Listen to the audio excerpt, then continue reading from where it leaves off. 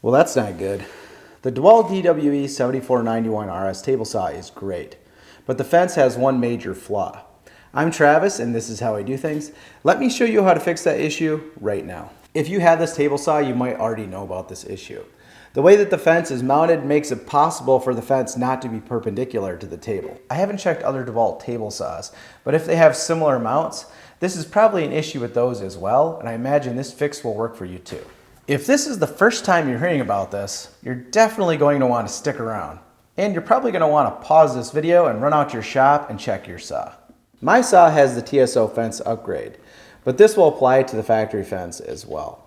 On a side note, the TSO fence offers some T-tracks so you can mount accessories. If you like this fence, I put a link down below. To check your fence, remove any accessories like a sacrificial fence.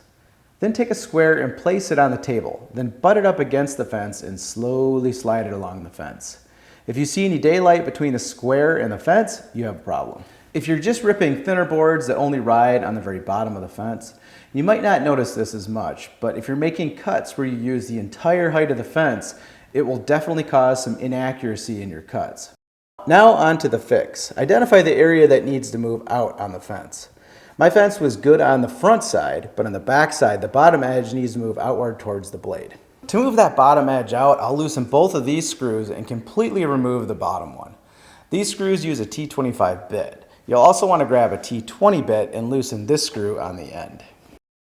Then I'll grab a washer and slide it in between the frame and the fence, and then carefully reinstall the bottom screw, making sure the screw goes through the washer. By installing this washer, you're using any excess tolerance in the fence extrusion and the bracket to push the fence out. Now tighten all three screws back up and check to see if that fixed the problem. If it did, you're done.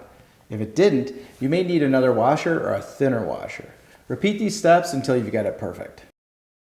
Once you've made this adjustment, you might want to double check to make sure that your fence is still parallel to the blade and adjust as necessary. Your fence may be off in a different area than mine was, but you can use my example to guide you through fixing your situation. If you're struggling, feel free to reach out by leaving me a comment, and I'll do my best to talk you through it.